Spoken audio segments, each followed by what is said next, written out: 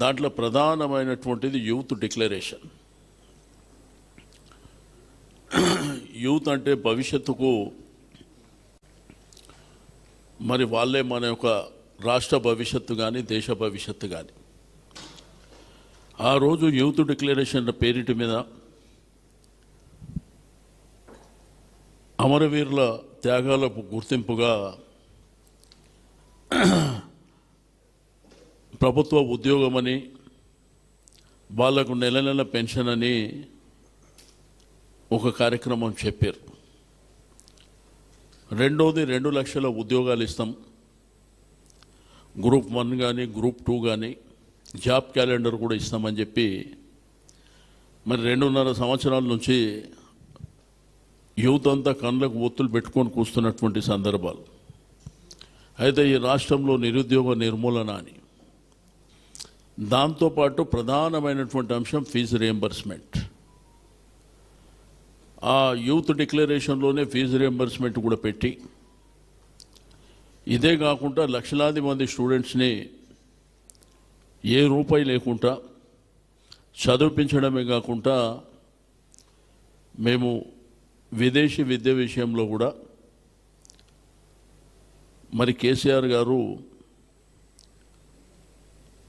బాపురావు పులే పేరు మీద కానీ అంబేద్కర్ గారి పేరు మీద కానీ మరి ఇస్తున్నటువంటిది మేము కంటిన్యూ చేస్తామని చెప్పారు, ఇంకెక్కిస్తామని చెప్పారు. అయితే ఒకటి బర్నింగ్ ఇష్యూ ఏంటంటే ఫీజు రియంబర్స్మెంట్ అనేది చాలా ప్రధానమైనటువంటి అంశం. ఎందుకంటే ఆ లక్షలాది మంది పిల్లలు ఇప్పుడు జూన్ 12వ తేదీన కాలేజీ లోపలైన తర్వాత వాళ్ళ టీసీలు తీసుకోవడం కానీ, ఫర్దర్గా వాళ్ళ గ్రాడ్యుయేషన్ విషయంలో కానీ, లేకపోతే దేశ విదేశాలకు వెళ్ళి చదవాలన్నా కానీ చాలా ఇబ్బందికరమైనటువంటి పరిస్థితులు. కోర్టు ఒక జడ్జిమెంట్ ఇచ్చిందని చెప్పేసి ఇక మేము సేఫ్గా ఉన్నామని చెప్పి ప్రభుత్వం అనుకుంటుంది. బట్ ఒక్కసారి విద్యార్థి రోగం రోడ్డు మీదకి వచ్చిందనుకో, మరి మీ ప్రభుత్వానికి ఇబ్బందికరమైనటువంటి పరిస్థితులు వస్తే గుర్తుపెట్టుకోవాలని చెప్పి నేను ఈ సందర్భంగా తెలియజేస్తా ఉన్నాను. ఈరోజు మేమందరం కూర్చునేది,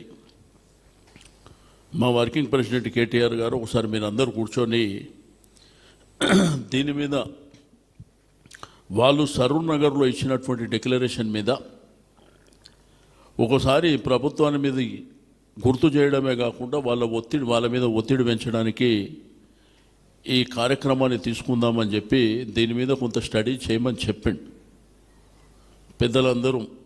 మరి ఇప్పుడు మేము ఇక్కడ కూర్చొని చర్చించినప్పుడు దాంట్లో అనేకమైనటువంటి అంశాలు ఉన్నాయి. ఎందుకంటే ప్రతి నియోజకవర్గానికి సంబంధించినటువంటి అక్కడ ఉన్నటువంటి యూత్ కానివ్వండి, విద్యార్థులు కానివ్వండి మా దగ్గరికి వస్తుండ్రు.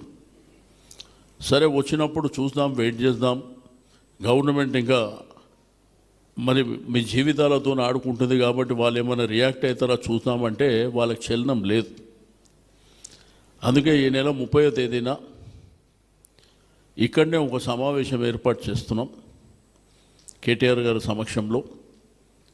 మరి అదేవిధంగా మాకు గతంలో విద్యార్థి నాయకులు ఇక్కడ మా బాల్క సుమన్ గారు, అదేవిధంగా గ్యాదరి కిషోర్ గారు, గెల్లు శ్రీనివాస్ గారు, షమీపూర్ రాజు గారు, మరి అదేవిధంగా ఇంకా రాష్ట్రంలో మన విద్యార్థులతోని రెండోది ఇప్పుడు చదువుకునేటువంటి విద్యార్థులు ఎవరైతే ఉన్నారో ఒక 5 మంది ప్రతి జిల్లాకు వాళ్ళతో కూడా ఇంటరాక్షన్ కార్యక్రమం చేసి మరి సరూర్ నగర్ డిక్లరేషన్ని అదే సరూర్ నగర్ ప్రాంతంలో మరి వచ్చే నెల ఆ డేట్ గిట్లా అన్నీ 30 తారీఖు నాడు ఆ పోస్టర్ గిట్లా అవన్నీ ఉంటాయి.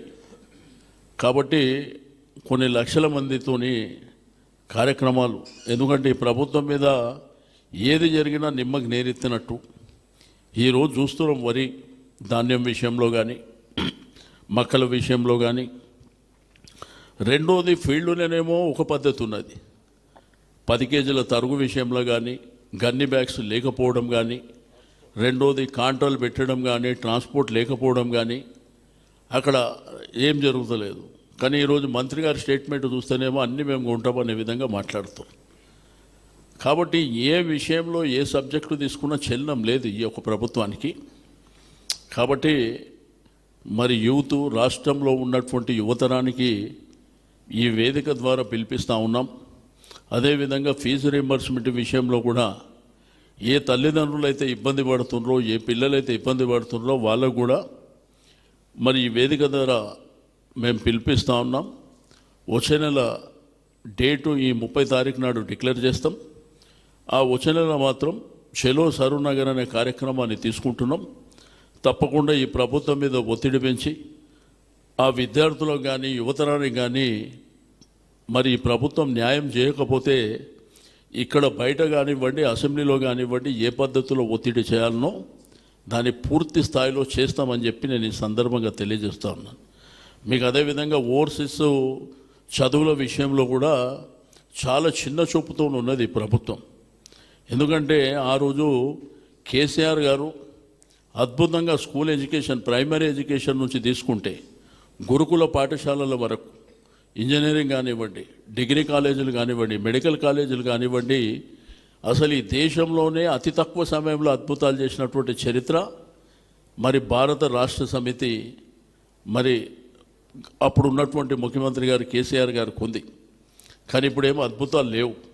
నిన్న మొన్న మీరు చూసిండ్రు, విద్యా కమిషన్ చైర్మన్ గారే రాజీనామా చేసినటువంటి పరిస్థితి. మాట్లాడితేనేమో మాటలు కోటలు దాటుతున్నాయి. మేము అది చేసేస్తున్నాము, ఇంటిగ్రేటెడ్ ఇది చేసేస్తున్నాం అని చెప్తుండ్రు. 2.5 సంవత్సరాలు అవుతుంది ఇప్పటికీ ఈ ప్రభుత్వం వచ్చి.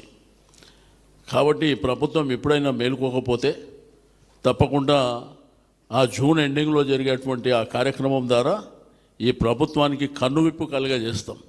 తప్పకుండా ఈ ప్రభుత్వం మీద ఒత్తిడి పెంచి ఆ యూత్ డిక్లరేషన్లో ఇచ్చినటువంటి హామీలని మరి అమలు చేయడానికి మరి తప్పకుండా మా పార్టీ పక్షాన మేము పోరాటం చేస్తామని చెప్పి తెలియజేస్తా ఉన్నాం.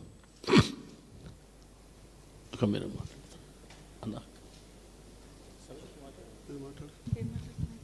చెప్పండి. అందరికీ నమస్కారం. శ్రీనివాస్ యాదవ్ గారు చెప్పినట్టు గౌరవనీయులు, ముఖ్యంగా విద్యా వ్యవస్థను భ్రష్టు పట్టిస్తున్న ప్రభుత్వం మీద ఖచ్చితంగా విద్యార్థుల తరఫున పోరాటం చేయాల్సిన సమయం ఆసన్నమైంది అనుకుంటున్నాం. అదే అంశాన్ని వర్కింగ్ ప్రెసిడెంట్ గారు చెప్పిన విషయాన్ని దృష్టిలో పెట్టుకొని అందరం కూర్చొని డిస్కస్ చేసుకోవడం జరిగింది. ఈరోజు ఫీజు రియంబర్స్మెంట్ ఇప్పుడిప్పుడే పిల్లలకి అందరికీ కూడా సర్టిఫికేట్స్ తీసుకుంటూ ఉంటారు. పిల్లల్ని జాయిన్ చేయాల్సిన అవసరం ఉంటుంది.